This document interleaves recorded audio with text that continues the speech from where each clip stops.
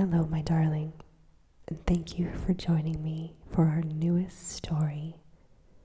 I am very excited to begin this one and have long been fascinated by the Peter Pan universe.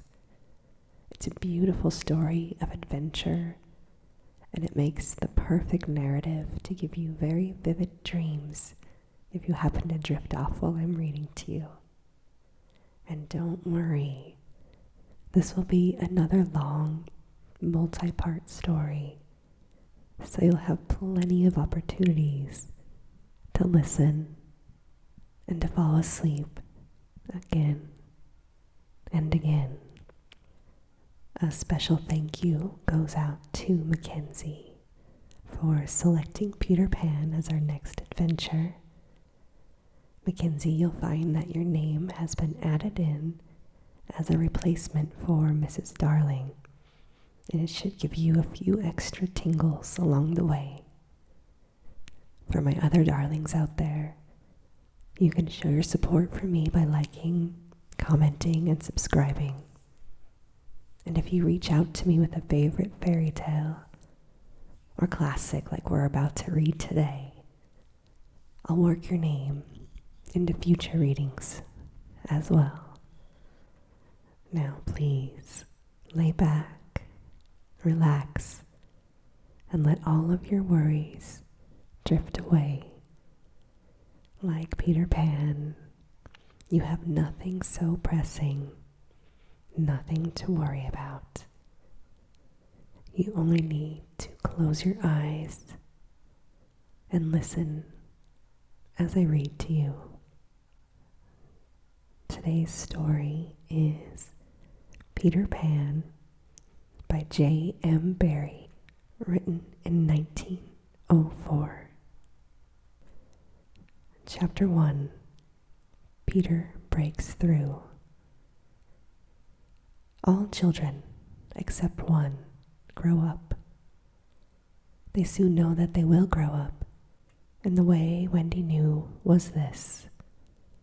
One day, when she was 2 years old, she was playing in a garden, and she plucked another flower and ran with it to her mother.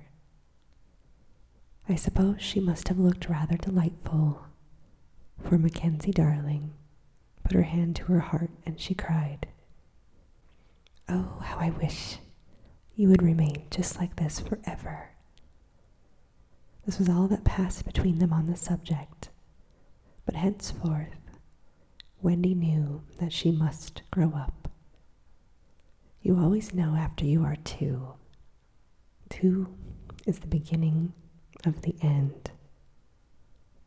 Of course, they lived at 14, their house number on the street, and until Wendy came, her mother was the chief one. She was a lovely lady with a romantic mind and incredible wit. Her mind was like the tiny boxes, one within the other, that come from the puzzling East. However many you discover, there is always one more inside, and she would always leave one kiss on the box that Wendy could never get to, though there it was, perfectly conspicuous in the right-hand corner. The way Mr. Darling won her was this. The many gentlemen who had been boys when she was a girl discovered simultaneously that they loved her, and they all ran to her house to propose, except for Mr. Darling.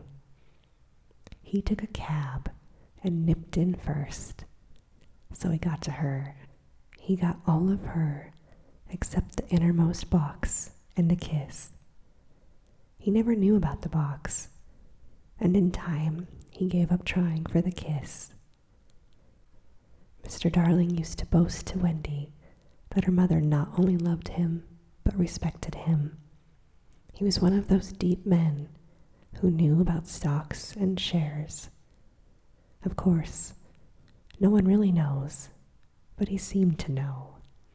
And he often said stocks were up and shares were down, in a way that would make any woman respect him. Mackenzie Darling was married in white, and at first she kept the books perfectly, almost gleefully, as if it were a game. Not so much as a Brussels sprout was missing, but by and by, whole cauliflowers dropped out, and instead of them, there were pictures of babies without faces. She drew them when she should have been working. They were Mackenzie Darling's guesses. Wendy came first, then John, then Michael. When Wendy came, it was doubtful whether they would be able to keep her, as she was another mouth to feed. Mr. Darling was frightfully proud of her, but he was very honorable, and he sat on the edge of Mackenzie Darling's bed, holding her hand and calculating expenses while she looked at him imploringly. She wanted to risk it, come what might, but that was not his way. His way was with a pencil and a piece of paper, and if she confused him with suggestions, he had to begin all over again. "Now don't interrupt, please," he would beg of her. "I have £1.17 here, and 2 6 at the office. I can cut off my coffee at my office. That's 10 shillings. Make 2 9 6 with your 18, and 3 makes 397, with 5 not, but not in my checkbook. Makes 897. Who is that moving? 897. Dot. Carry the 7. Don't speak, my dear. My own. And the pound you lent to that man who came to the door. Quiet, child. Dot. And carry, child. There. We've done it. Did I say 997? Yes, I said 997. The question is, can we try it for a year on just 997? Of course we can, George, Mackenzie cried. But she was prejudiced in Wendy's favor, and he was really the grander character of the two.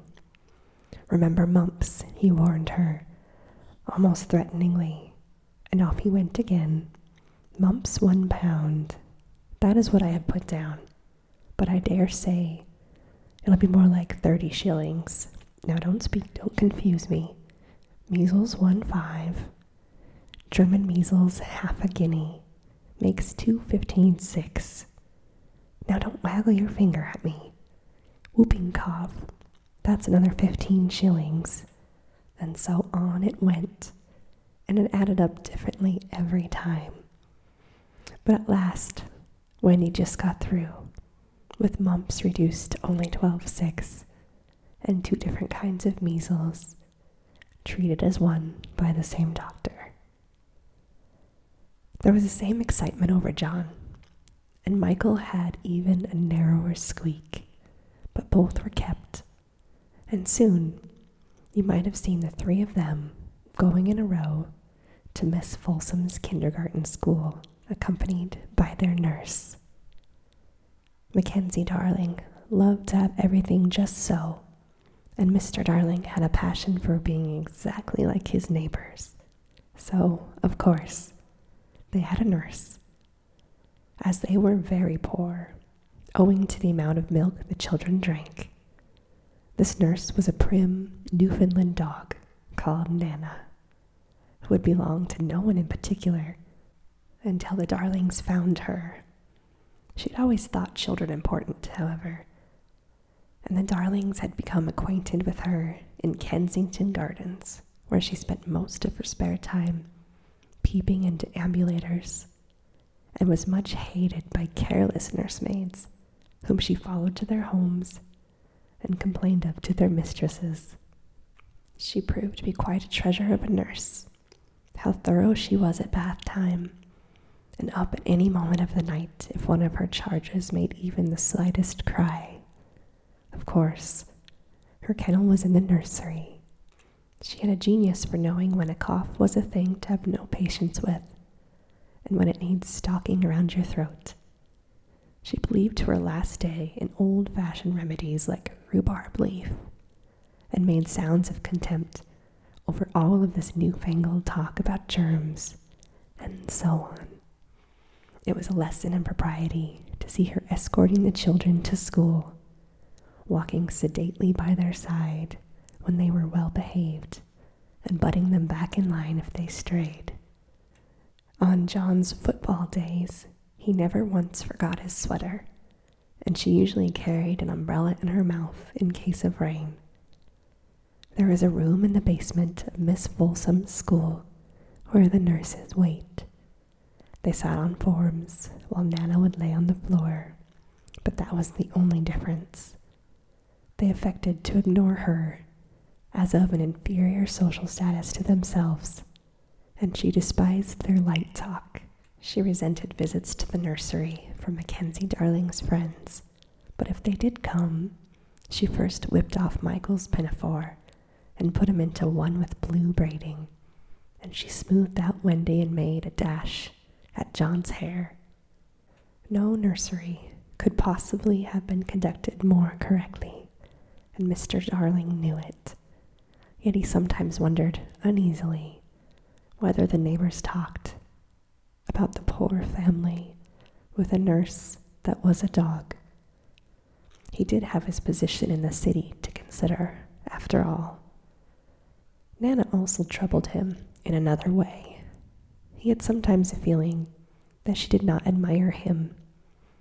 "I know she admires you tremendously, George," Mackenzie Darling would assure him, and then she would sign to the children to be especially nice to their father that day.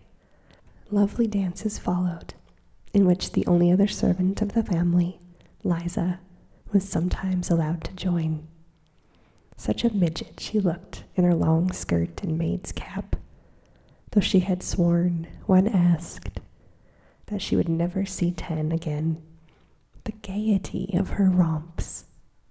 And happiest of all was Mackenzie Darling, who would pirouette so wildly that all you could see of her was her smile, and then, if you had dashed at her, she might have kissed you on the cheek. There never was a simpler, happier family until the coming of Peter Pan. Mackenzie Darling first heard of Peter when she was tidying up her children's minds. It is the nightly custom of every good mother, after her children are asleep, to rummage in their minds and put things straight for the next morning, repacking into their proper places the many articles that have wandered through them during the day. If you could keep awake, but of course you can't, you would see your own mother doing this, and you would find it very interesting to watch her. It is quite like tidying up drawers in rooms. You would see her on her knees, I expect, lingering humorously over some of your contents, wondering where on earth you would pick this thing up, making discoveries, sweet and not so sweet, pressing this to her cheek as if it were as nice and soft as a kitten, and hurriedly stowing it out of sight. When you wake in the morning, the naughtiness and evil passions with which you went to bed have all been folded up small and placed at the back of your mind, and on the top, beautifully aired, are spread out your prettier thoughts, ready for you to put on, to have a lovely day. I don't know whether you have ever seen a map of a person's mind. Doctors sometimes draw maps of other parts of you, and your own map can become interesting and intensely intricate. But catch them trying to draw a map of a child's mind, which is not only confusing, but keeps going round and round all the time. There are zigzag lines, just like your temperature if charted on a card. And these are probably roads on the island. For the Neverland is always more or less an island, with astonishing splashes of color here and there, and coral reefs, and rakish-looking craft in the offing, and savages, and lonely lairs, and gnomes, or mostly tailors, and caves through which a river runs, and princes with elder brothers, and a hut fast going to decay, and one very small old lady with a crooked nose.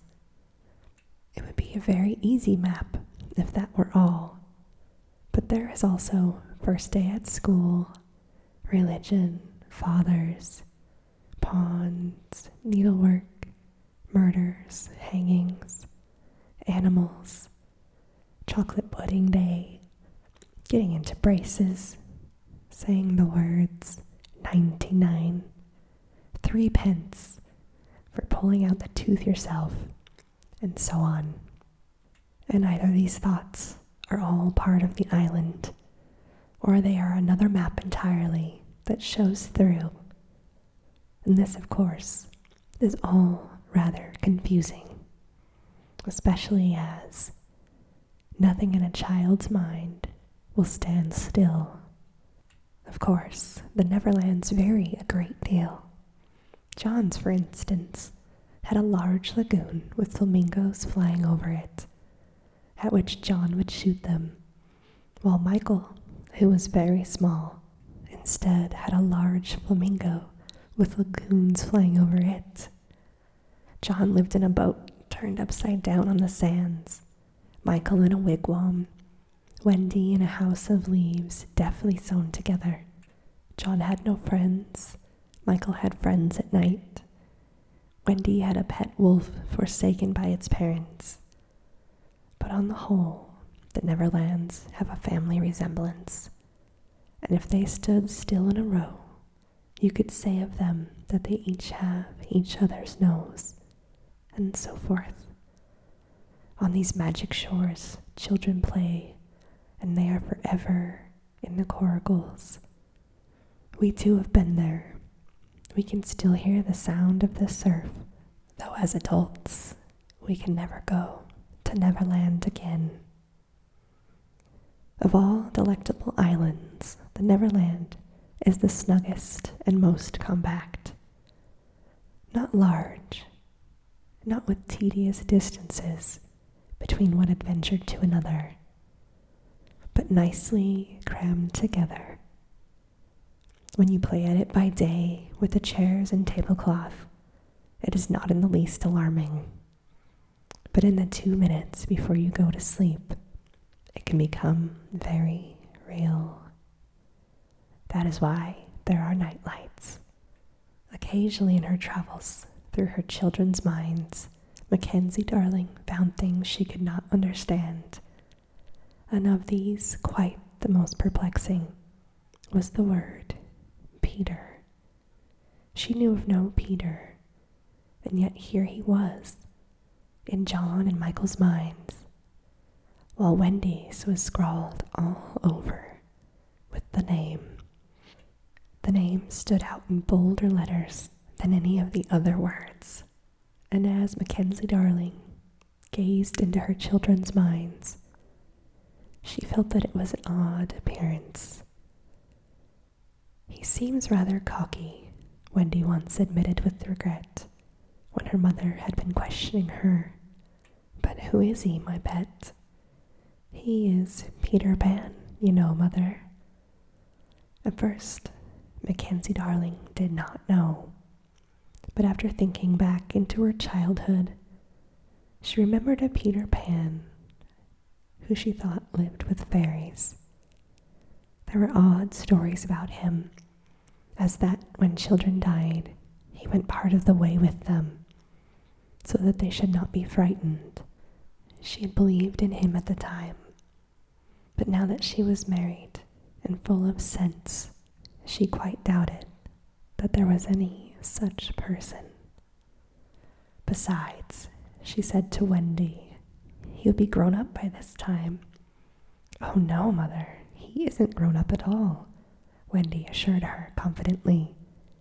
And he's just my size. She meant that he was her size in both mind and body. She didn't know how she knew this, but she knew what her daughter meant. Mackenzie Darling consulted Mr. Darling, but he smiled and frowned, and he said Mark my words, this is nonsense. Nana has put this into our heads. It's just the sort of idea a dog would have. Leave it alone now, and it'll blow over. But it would not blow over, and soon the troublesome boy gave Mackenzie Darling quite a shock. Children have the strangest adventures without being troubled by them. For instance, they may remember to mention a week after the event happened that when they were in the wood, they had met their dead father and had a game with him. It was in this casual way that Wendy, one morning, made a disquieting revelation. Some leaves of a tree had been found on the nursery floor, which certainly were not there when the children went to bed, and Mackenzie Darling was puzzling over them when Wendy said to her, with a tolerant smile, "I think it was Peter again." "Whatever do you mean, Wendy?" "It is so naughty of him not to wipe his feet," Wendy said with a laugh. She was a tidy child. She explained in quite a matter-of-fact way that she thought Peter sometimes came to the nursery in the night and would sit at the foot of her bed, and he would play his pipes to her. Unfortunately, she never woke, so she didn't know how she knew. She just knew he was there. "What nonsense you talk, my pet. No one can get into this house without knocking." "He doesn't knock, Mother. He comes in through the window," Wendy said. "But my love, we are 3 floors up." "Were not the leaves at the foot of the window, Mother?" It was quite true. The leaves had been found very near the window. Mackenzie Darling did not know what to think, for it all seemed so natural to Wendy that you could not dismiss it by saying she had merely been dreaming. "My child," she said, "why did you not tell me about this before?" "I forgot," said Wendy lightly. "Isn't it time for breakfast, Mother?" Mackenzie Darling stared at her child and thought, surely she must have been dreaming. But on the other hand, there were the leaves. Mackenzie Darling examined them very carefully. They were skeleton leaves, but she was sure they did not come from any tree that grew in England. She crawled about the floor, peering at it with a candle for marks or strange footprints. She rattled the poker up the chimney and tapped on the walls. She let down a tape from the window to the pavement and checked that for sure it was a sheer drop of 30 feet, and no such as a spout to climb up by. Certainly, Wendy had been dreaming. But Wendy had not been dreaming, as the very next night showed, the night on which the extraordinary adventures of these children are said to have begun. On the night we speak of, all the children were once in bed. It happened to be Nana's evening off, and Mackenzie Darling had bathed them and sung to them, till one by one they had let go her hand and slid away into the land of sleep. All her children were looking so safe and cozy that she smiled at her fears and sat down tranquilly by the fire to sew.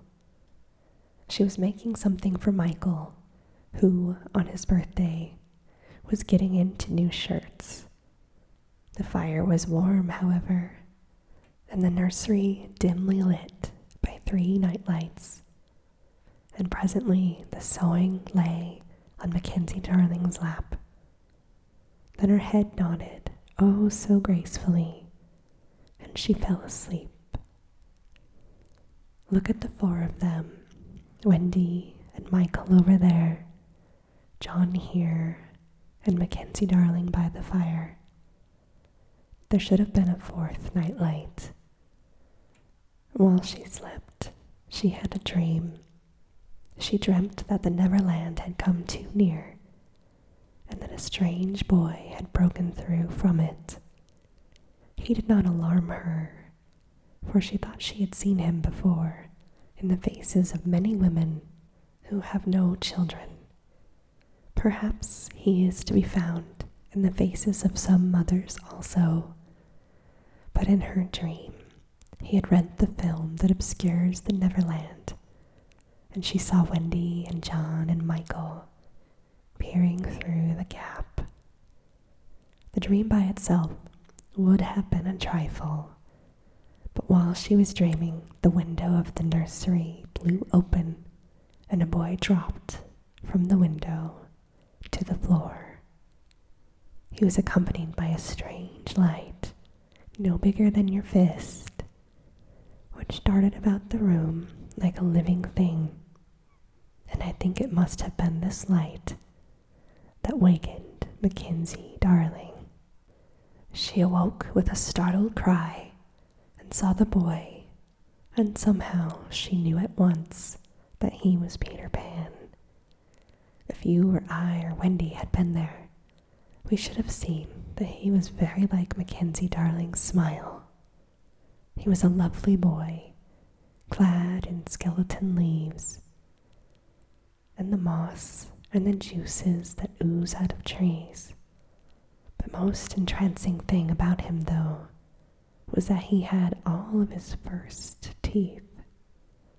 When he saw she was a grown-up, he gnashed the little pearls at her and gave a long, long laugh.